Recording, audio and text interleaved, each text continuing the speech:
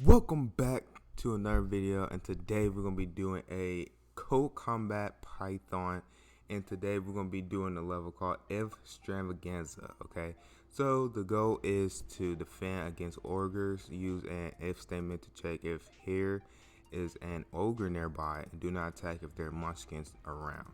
That would confuse the hero. So before we get into the video, make sure that you like, comment, and share.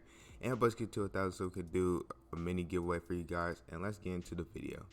So we are going to start with a while true function, okay? And for the while true function, it's going to just make your code, it's going to run your code over and over again, okay? So this says you need to use if function. So we need to type in if enemy, okay? And then after that, you'll put these two dots after it to execute your code.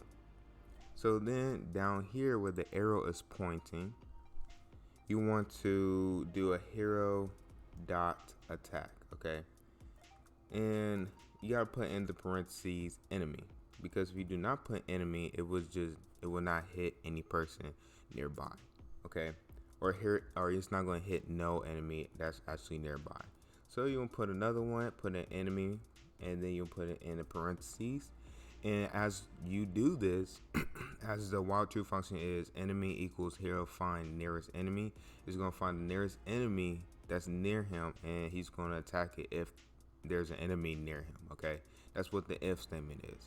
So since while true statement is going to run the code, it's going to see enemy, and it's going to see hero find nearest enemy.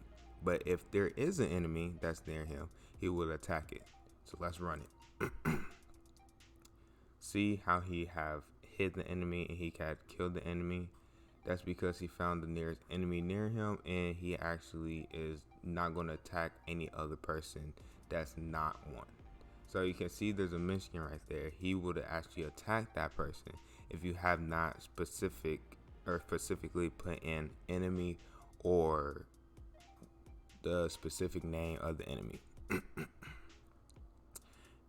And you can see that he just keeps going and going until the end of the actual level. And that's literally it. That's how you actually run the code. So thank you for viewing in and checking in on this video to see how you can actually see the fundamentals of if statements and while true statements. And make sure that you stay tuned for our next video, and I'll see you in the next one. Later.